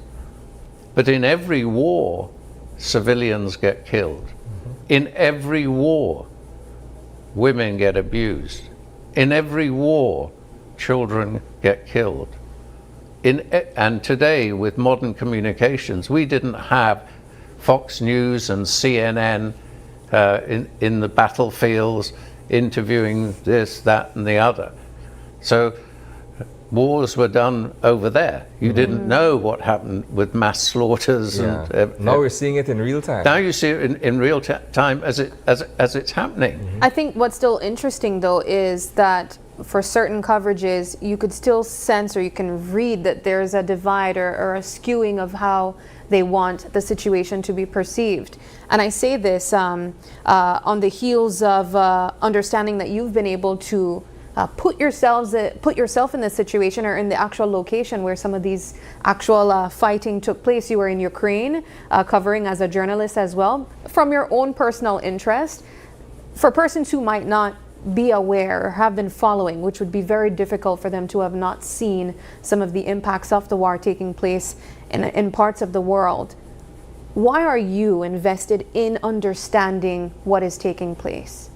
Well, I'm an internationalist, very much so. And you mentioned Ukraine. I mean, since the war, I've been to Ukraine 12 times. I've been to the front line 3 times. I've heard the missiles coming in and going out. You've seen the drones now. I've seen the drones. I've been to the drone factories. I've seen the development. I worked with Mrs. Zelensky on the rehab of various community centers there. And as a consequence for that, I've been sanctioned by Russia for the work that I've done. I've written, I think, 30, 40 articles about Ukraine. And I believe that Russia is a bad force for European security. Ukraine was starting to build up a thriving democracy, still had a long way to go, still enormous corruption from the oligarchs there, but working towards joining the European Union, where the power of the oligarchs would have to be diminished as part of conditions and so on and so forth. And I'd been to Ukraine before the war a few times. I'd written a book called outlining Britain's defense capabilities, and I visited Ukraine before the 2014 war, but after that as well. And so I just have a passion that dictatorship should not overrule what could be a democracy in that part of the world. How do you see this? Isani spoke about it moments ago. When wars take place, lives are lost and resources are shortened as well. And one of the questions that we've always heard from our viewers and people who we speak to is, how does this impact Belize? But I think greater than that, how does this impact our region, Central America, the Caribbean? Well, you know, one of the greatest diktats in terms of cost of living is oil. Indeed. And this, of course, is one of the main drivers that when these wars start, if Iran blocks the Straits of Hormuz so that the oil from that region can't get through, then we start seeing the massive increase in oil, and And that obviously permeates right the way through into the small countries like Belize as well. But I've read that China would be directly affected as well. And so it's a delicate balance to maintain the bilateral relationship that has been struck with China. Well, these are all the things that Trump sees and wants to try to address. And that's an uphill struggle. I don't think he will succeed in many of the things he wants to do because the opposition forces one way or the other and resistance against it. And the courts as well. Because in the United States, the first thing you do when you want something achieved is you go and try and seek an injunction straight away. Yeah. But Trump is now managing to knock that down. But the legal process is a very complicated one in the States. And actually, funnily enough, that comes back to where we are in Belize on things like the legal side. Because where's the money going to come from to sort out the UDP and the PUP? Because it's going to be serious legal stuff. And do local lawyers, A, have the capacity to deal with it, and B, do they want to upset the ruling party by participating in it? Yeah. But we're operating in a very litigious climate where everything is, let's take it to the courts and have the courts resolve it, as opposed to being able to find a solution that works mutually for both parties, if that were the case. In several sectors and even industries, we're looking at the agriculture industry even right now, where the farmers are losing a lot of money from fusarium, but they're also still trying to get money from the Belize sugar industry. Well, you see, here you have another situation. I've said to BSI, why did you even come to Belize? When you have a small country, where you have a workforce that is dependent on that foreign investor factory for production, when there is a problem, every one of those is of voters. So don't expect the government to support you. So eventually you're going to lose money. I was involved in owning the citrus processing plant down south. I couldn't get out quick enough. Wrong industry to be. Good luck for people dealing in the port with the stevedores. Yeah. It's brave people that want to come in and deal with a sector where they're not going to get any government support, or very little government support, or where in private you get their support, but in public they do the opposite. And the stevedores are a small group, and this is my observation, my opinion, and I know I'm going to get raked over the coals for it, but here we go, right? In Belize, we talk about, when we look at crime and violence, for instance, we're saying we can't allow these gangs, which are a small group of Belizeans who are hell-bent on doing criminality, to hold the country, or to hold the city in some cases, at ransom. But when you look at the stevedores, and I'm not taking away from anything that they've done and they continue to do, but they're essentially holding certain processes or certain operations at ransom based on what I believe and what others would agree is an antiquated way of doing things. You mentioned earlier mechanizing and automating certain processes at the port. It's only in Belize perhaps that we're still using manpower to do some of these things. Many other places it's heavy machinery that moves the containers, and the efficiency is very high. What's your take? I cannot improve on that articulate description of the situation that you've just said. Not long ago, I was in Nigeria, in Lagos, for the new port that they're building, and I saw all the massive cranes, and I saw the way they were taking containers off, and hardly a workforce around. Highly efficient, highly mechanized. Well, good luck to whoever's got to take on that challenge here. My final question for you, we're completely out of time, but I want to get your take quickly on artificial intelligence. That is the talk across the world in terms of how certain processes are being done. And you alluded to it earlier that in some cases it will replace human jobs and what have you. As a businessman, what's your take on that? Well, it's like anything else in life. We're going to have to adapt to it. It's not going to slow down. But there's also a little bit of humor about it, because we've now got robots checking that humans on the internet are not robots to give them access. We're moving in that direction. And equally, we're spending a lot of time on artificial intelligence. I wish we'd spend more time on natural stupidity. But slowly but surely, artificial on the health side. I'm a trustee of the number 2 ranked hospital in the States, the Cleveland Clinic, and I love the section about the future, not only of research into medicine, but how AI is going to apply to medicine and the analysis of it. When they feed in all the files of everybody and life longevity, and if they have this, AI will instantly be able to give a statistic and say, boom, this person is heading in this direction and all the rest of it. And we won't be able to stop that.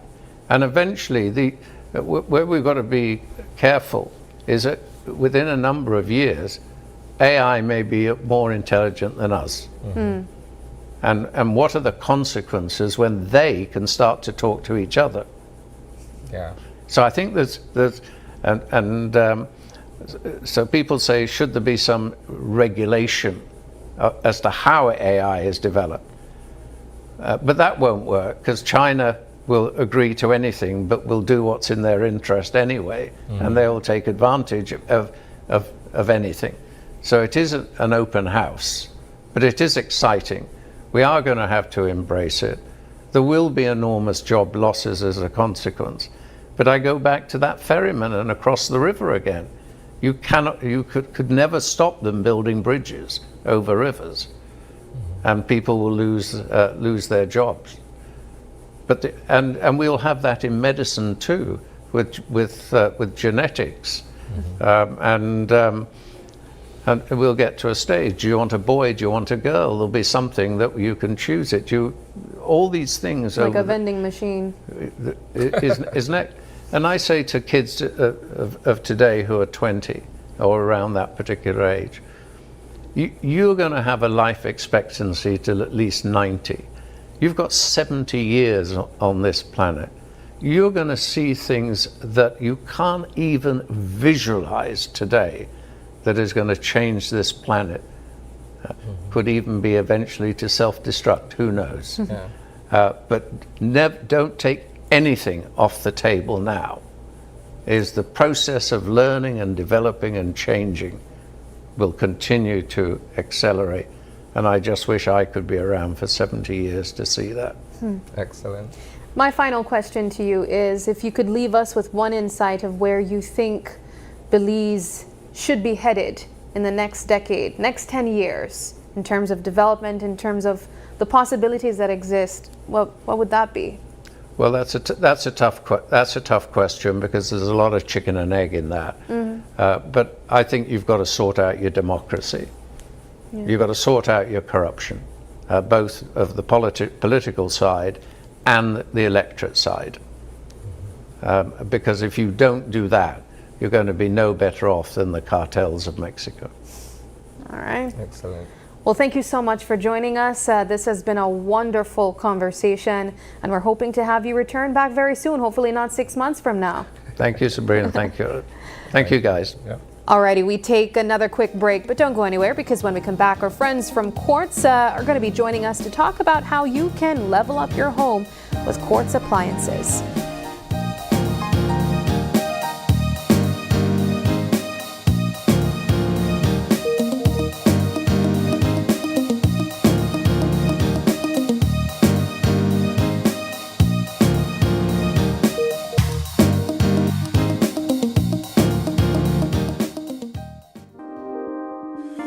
Prepare for the heat and stay cool with a Reamer Gree air conditioning unit from Benny's. Choose the right BTU unit size for your bedroom or living room and enjoy complete comfort.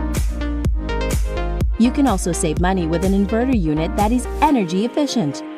When the heat is on, stay cool and comfortable with an affordable, dependable AC unit from Rheem or Green.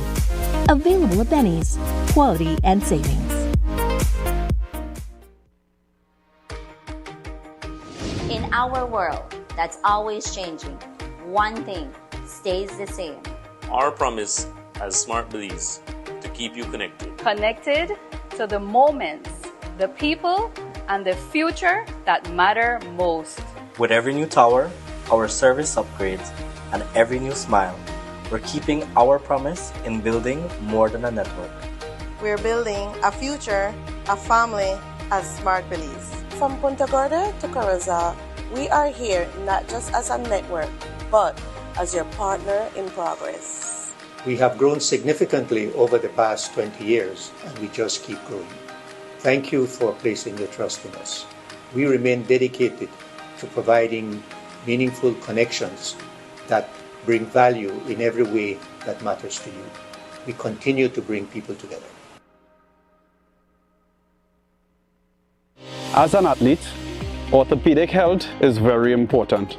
Our bodies can be so strong and yet still so delicate. Injury is something that we cannot prevent. We could try to mitigate the risk of extreme injuries. However, it is very, very important that you know and understand your body.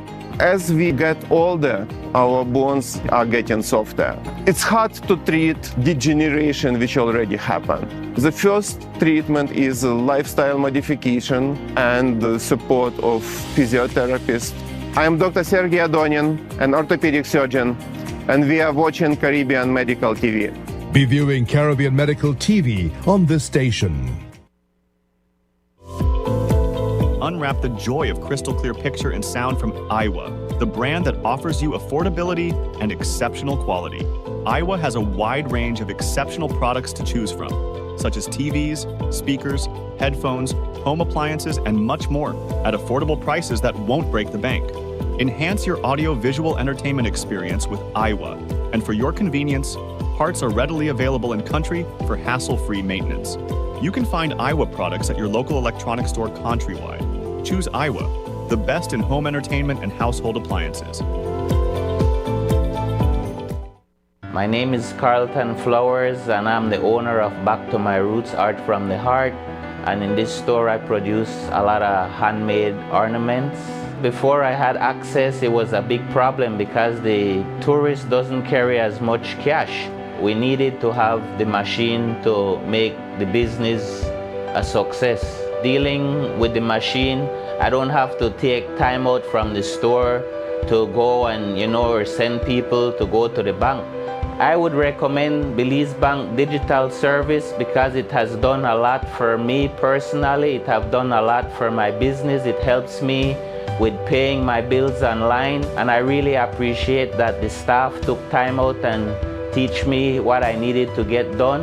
So I'm very happy that now I can do it confidently on my own.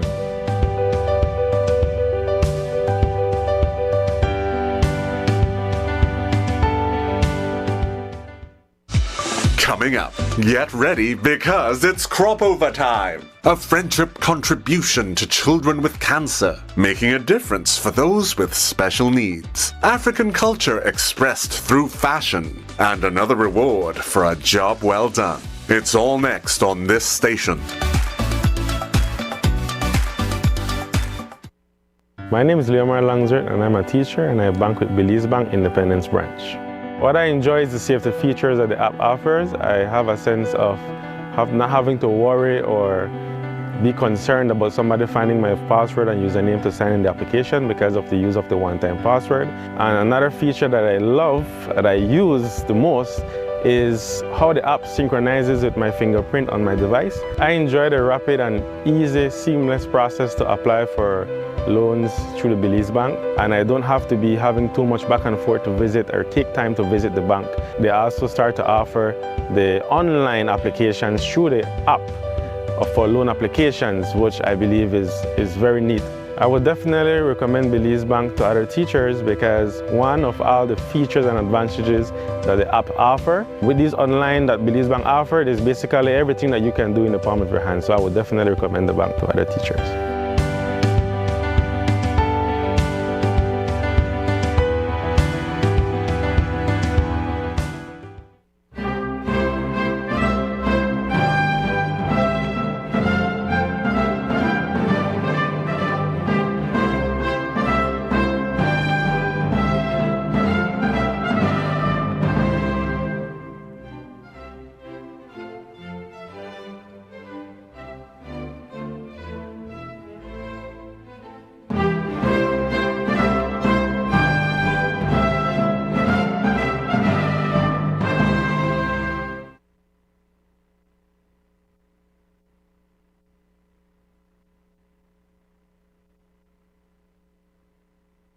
This is the new era of the Mexican Caribbean. A whole spectrum of colors and hues, multi-dimensional cuisine, holographic beaches. The true new era is within you.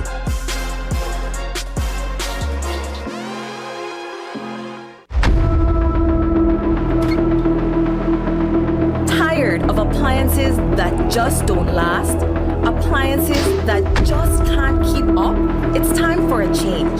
GE Appliances delivers reliability, innovation, and performance you can trust. The decision is easy. Don't settle for less. Choose quality, choose reliability, choose GE. Paid for by homeowners who demand better appliances. Let's all be safe during the rainy season. Belize Electricity Limited reminds you that heavy rains can cause flooding in your neighborhood and on roads. Avoid driving or walking in flooded areas, which can have hidden dangers such as debris and fallen power lines. Belize Electricity Limited cares about your safety. Please stay safe. As an athlete, orthopedic health is very important. Our bodies can be so strong and yet still so delicate. Injury is something that we cannot prevent. We can try to mitigate the risk of extreme injuries. However, it is very, very important that you know and understand your body. As we get older, our bones are getting softer. It's hard to treat degeneration which already happened. The first treatment is lifestyle modification and the support of physiotherapists. I am Dr. Sergey Adonin, an orthopedic surgeon, and we are watching Caribbean Medical TV. Be viewing Caribbean Medical TV on this station. In our world that's always changing, one thing stays the same. Our promise as Smart Belize to keep you connected. Connected to the moments, the people, and the future that matter most. With every new tower, our service upgrades, and every new smile, we're keeping our promise in building more than a network. We're building a future, a family, as Smart Belize. From Punta Gorda to Curacao, we are here not just as a network, but as your partner in progress. We have grown significantly over the past 20 years, and we just keep growing. Thank you for placing your trust in us. We remain dedicated to providing meaningful connections that bring value in every way that matters to you. We continue to bring people together.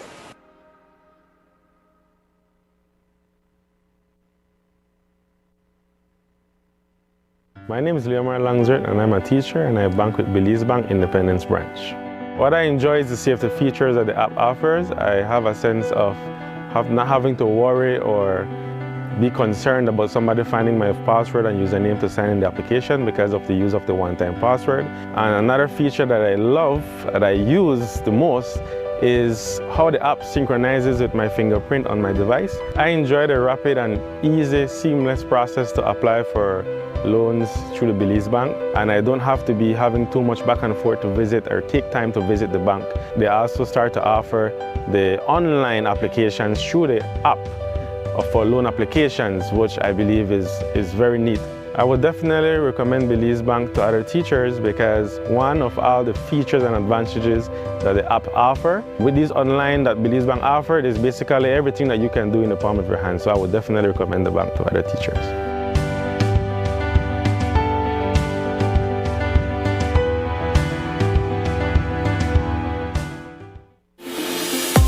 We at Fulltech Systems understand that technology isn't just a tool, it's a game changer.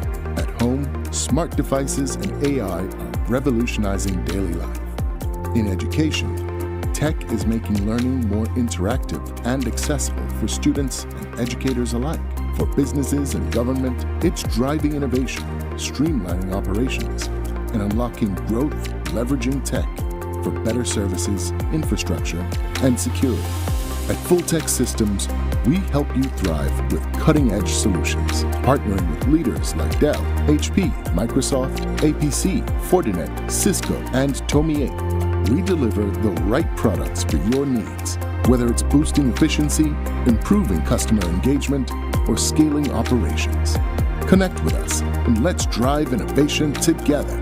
Fulltech Systems, your technology center, where you come for the price, but stay for the service.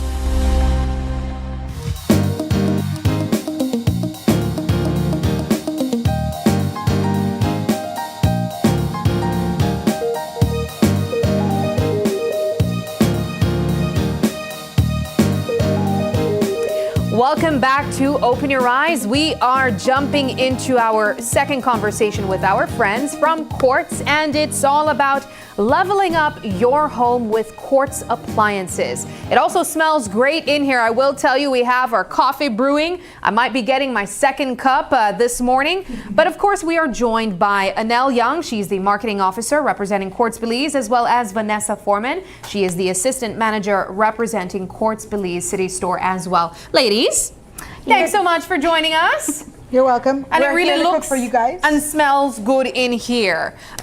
We have lots to jump into. As I said, there's some stuff on display at the ground level, as you can see there. But we also have some goodies that we will be cooking up this morning, and also highlighting some of these very appliances you guys can get your hands on over at Quartz. Let's begin with breakfast, only because I see the coffee dripping already. Vanessa, what are we highlighting this morning specifically?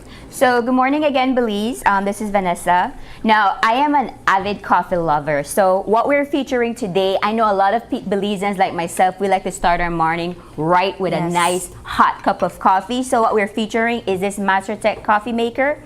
So with this coffee maker that we have right here, a lot of people, the good features about this is that it actually comes with its own filter. You don't need to be purchasing the filter, so it's you save some money there. saving. Yes, definitely. So the filter is built in? Yes, it is. Okay. And also it has digital. Also, we have a lot of customers that maybe you don't like a hot coffee, but you like cold coffee. This have a specific feature that features strong brew coffee and for ice and hot. Now, what it does, it actually increase or limit the amount of water going into the item itself. So that gives you a nice punch. I know myself, I like my coffee with a nice kick. Yes, it's a nice kick with it. So I like it. I see my cameraman paying close attention to this particular conversation here. He makes the coffee in the morning for all of us, and honestly, sometimes I have to say, Abu, reel it back a little bit, baby. It's too much. Okay, so first things first. It comes with its own filter. Yes. It's also digital, as you can see here. There's a number on display. Is this supposed to be the time, or is this how much time it's going to be left for this to completely brew? So you have two things you can use that with. Now, a lot of Belizeans like ourselves, we don't actually utilize this button. Are you aware that you can set your coffee overnight, so when you're waking up in the morning, it's brewing automatically? You know so what? It has that timer. That just changed my life right there, Vanessa, because that's one of the things that I've been considering making my first coffee maker purchase, because I come here and I need to definitely get my coffee in, but sometimes I feel like if I had it at home, it would really save me some time to not be so late, because I could get some energy early in the morning. So if I get something like this, I could set it the night before. Yes, you can. And it will automatically start brewing 4 a.m. when I'm up. Yes. So I want to smell this to go. That's going to be the best part of waking up. So, and everybody, a lot of people don't know how to like really make a nice cup of coffee, a basic cup of coffee, everybody. It's two scoop. of coffee to 2 cups of water. So inside here at the top, this is where you put the water and you put your coffee. So can you open it? Yes, I can. Okay. And it also has an automatically shut off. So if you at any time you feel like maybe I made it a little bit too weak or a little bit too strong, you're able to open it at any time. And also the cool thing about this feature, you can also add cinnamon with coffee, because a lot of people didn't know that to give your coffee that different little kick to it, you can add a little 2 pinch of cinnamon. That's me. I love my coffee with cinnamon, and you can keep it going. I didn't know that you can add the cinnamon at the top here. I see people I add it in the cup itself. I throw it right in here, so when it's brewing, it pours right through, so you actually get that full feature of it.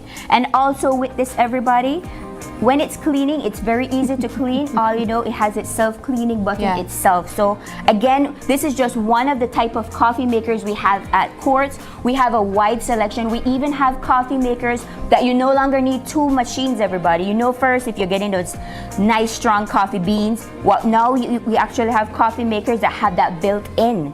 So it grinds it for you and it brews it for you. So it's a 2-in-1. So if you're somebody that like to have a nice early morning coffee, you have friends maybe over, you're going somewhere, I would say it's so easy to pack and take with you. How many cups could I get from something like this? This is actually 12 cups. 12 cups. Wow, that's enough for the entire day. Maybe Abu might need a second mug, but how much does something like this cost? I see a price here, and honestly, is this for real? That is for real. So right now, everybody, it's available for $89. $89. Everyone in the studio right now, they said, no, we have to run for this. Okay, $89, and you get to walk away with a fancy coffee maker. As Vanessa said, it brews now, it brews later. You can get it strong, you can get it iced, and it also cleans itself, making up to 12 cups per, I guess, serving. All right, let's move things along. This is one we definitely have our eyes on here at Open Your Eyes, but we have a very fancy other gadget beside it. It's an oven, it's a toaster oven, and it's a toaster as well. Yeah, so as we mentioned, for this month, we're highlighting the appliances that we have and showing you all the cool gadget and what it can do. So I know a lot of people coming to the store keep asking, I want a toaster, and we're telling them we have a toaster oven, we have one at both. So everybody, the same way how the world is moving forward, here at Quartz, as well as our gadgets. So with this toaster oven, it actually has a built-in toaster at the top. As you can see right now, we have bagels in it. You know, you set your timer, whatever, if you like it crunchy, if you like it in between. Oh, we already made our bagels. Yes, you can. So you're able to do that. And this feature is very quick. So while you're getting ready for work in the morning, you can already have that popped into the toaster along with some nice cream cheese, and you're good to go. Can you use both features simultaneously at the same time? So with this, I would recommend it one at a time. One at a time. Yes. Okay. So also with this here, it's to have an easy cleaning. So in the bottom, it has stainless steel cleaning. Here, it actually can hold up to a pizza, a 9-slice pizza. You can bake it in this oven itself. Oh, okay. I need to see this that you are about to do here. So this is how you clean it. Yeah. You take this out. Oh my gosh, this is so fancy, Vanessa. What? Yes, it's easy. So it's like, again, all of these gadgets that we're making is for working people. You know, a lot of people are on the go, or if you're at home relaxing, you're doing, everybody, you have your own job. How do you go about cleaning this part of it? I mean, I imagine it's hot. We just did our toasting, but how do you clean this section? So here, when you're toasting it, you know, you're in a regular featured one, you got to flip it over and you're knocking it up. Here, it actually falls in the bottom, and that's where it comes here. Oh, yeah, because I was going to say, girl, the fighting I be doing with my own toaster, knock it from the bottom. But we just showcased one. We have a toaster oven. We also have a regular toaster feature added with it. We just took out our bagels. We're going to add some cream cheese because we mean what we said. We're making breakfast. And we're also going to pour our cup of coffee. Is that ready? Well, we stopped it, but okay, we stopped. Let's go. But here, everybody, I want to mention to you right now here at Quartz, we have our major appliances promotion that is happening. It is called Be Inspired. So with being inspired, we want to inspire you to come into our store. And with this right now, let's say you want this toaster oven, you want a coffee machine, you want maybe a blender, and you're saying, I don't have enough money right now to you know what, to buy this.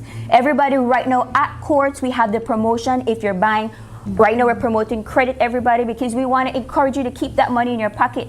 Keep that money in your pocket, everybody. Right now we're in the month of hurricane season, in a month of celebration, carnival coming, you want to go to some concerts, so save that money in your pocket.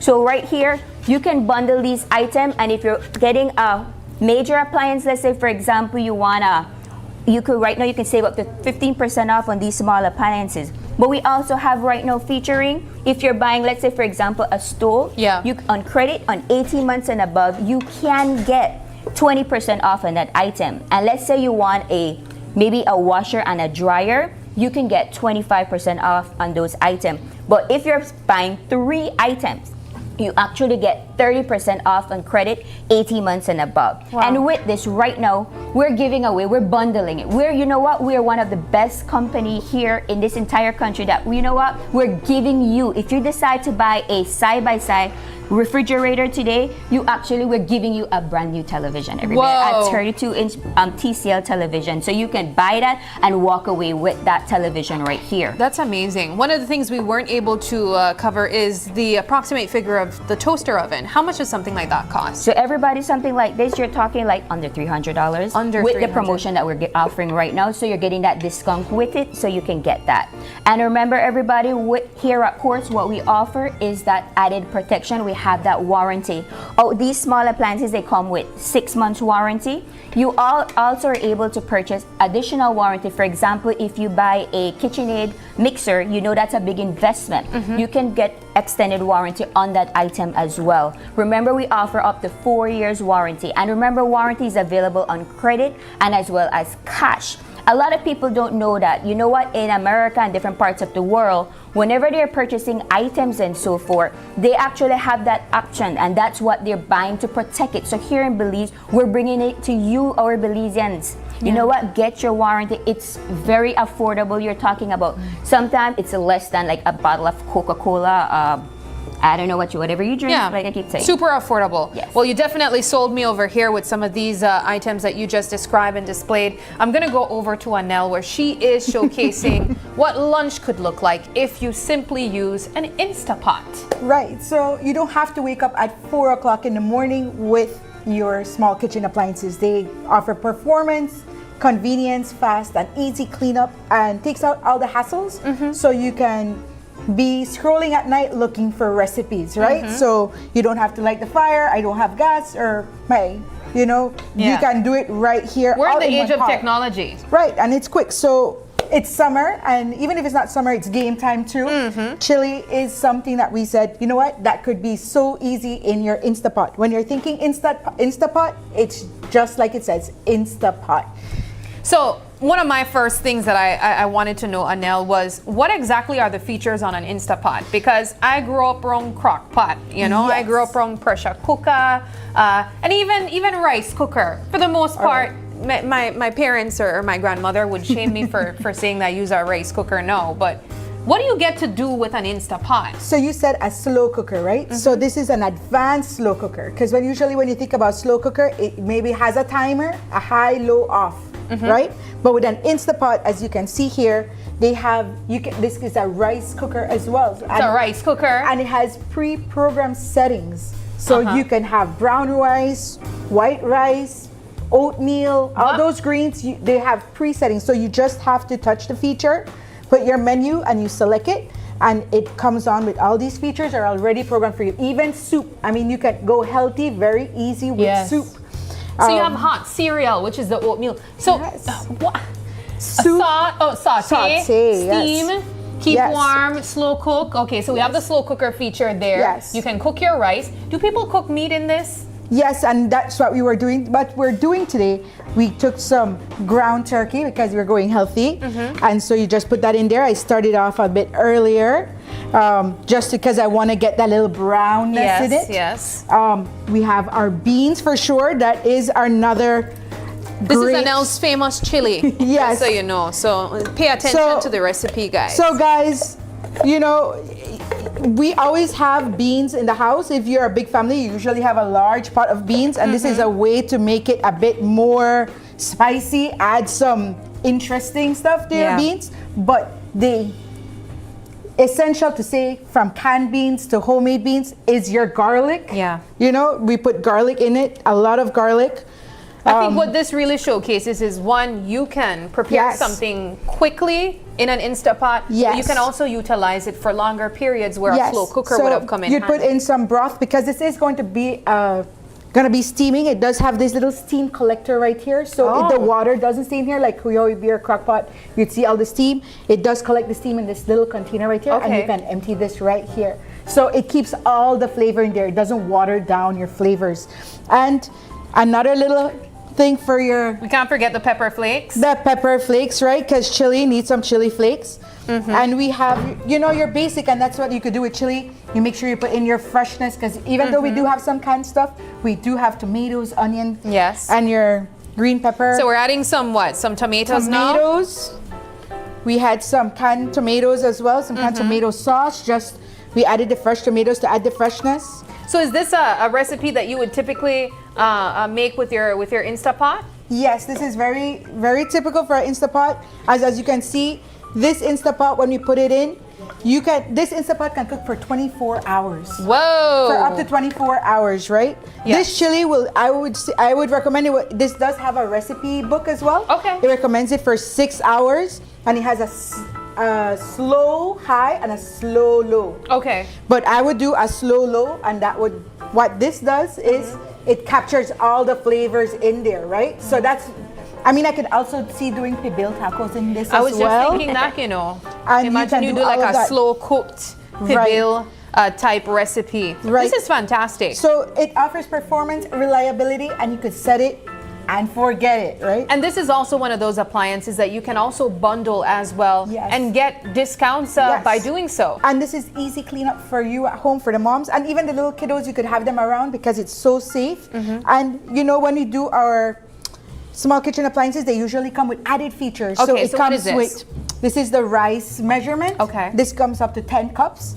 It has a steamer, so you can steam your veggies on top. Oh, that's what this is. Yes, so you can put this nice. right on top right here, and you can steam your veggies, so you could be cooking everything all at once. Love that. And this right here, if you don't know how much water, you put your finger in there, perhaps an inch above, how your moms used to do it.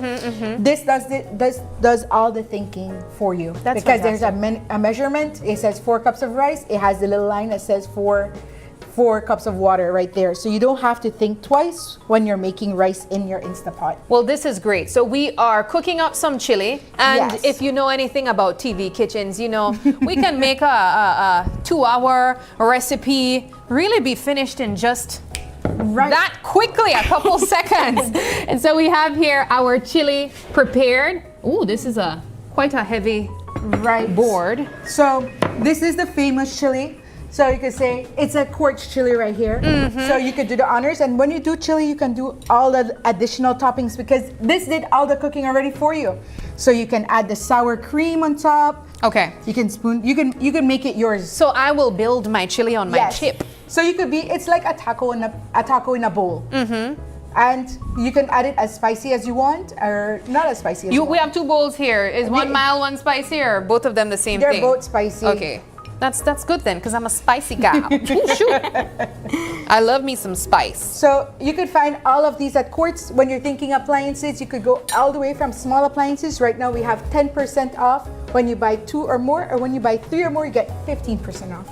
All right, this is Anel/Quartz famous chili beans using the Instapot that we just demonstrated, just how you can make that. And I will give the approval or not approval if the chili beans needs a little bit more seasoning or something.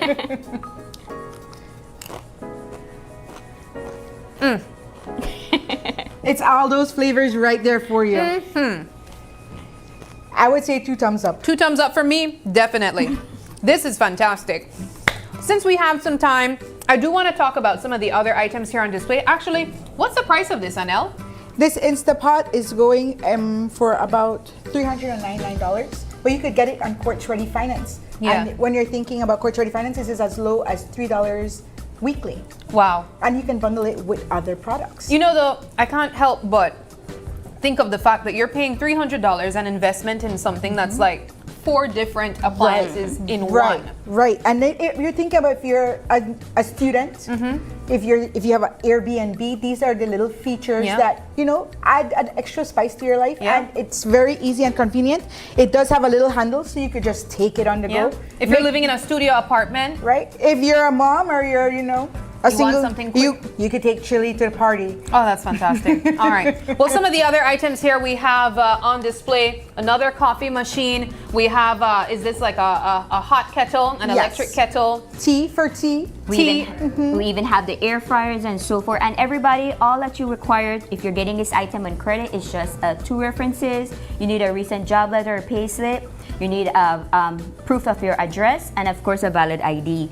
What we'd like to encourage customers, if you want this process to go very quickly, please make sure you're telling your references. You know what? Courts will be calling, I gave you as a reference, because that's something that actually delays the process. Because what we're doing, our team is working instantly. So as soon as you come in, we try to clear it within 1 day that you can get these items. So again, it is summer, it is hot. You want to get all your nice features, and everybody, we have customers again coming into the store and keep saying, you know what, I'm just window shopping event till I get rich. I don't wait to get this, guys.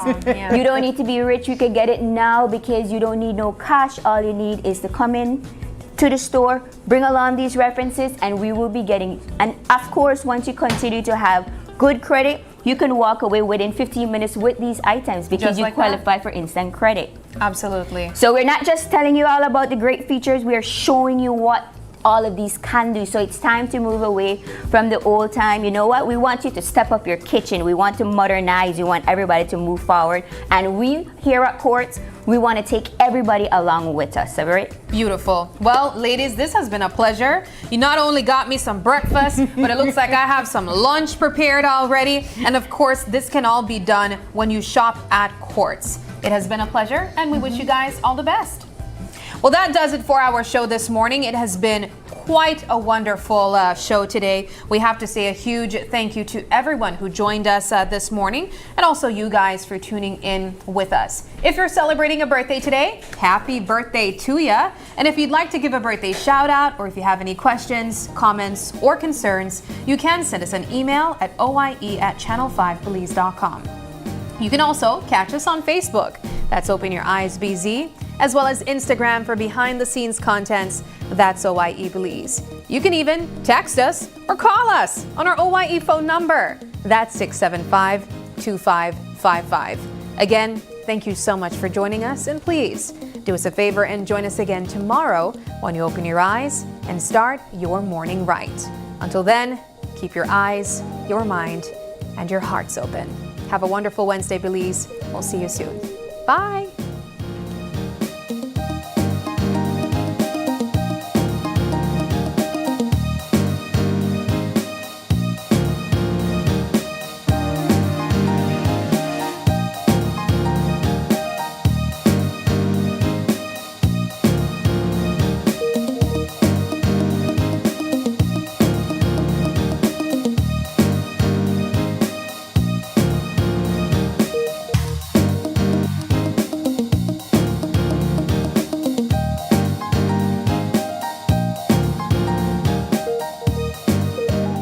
Open Your Eyes was brought to you by the Belize Bank, our country, your bank, and Smart, bringing people together.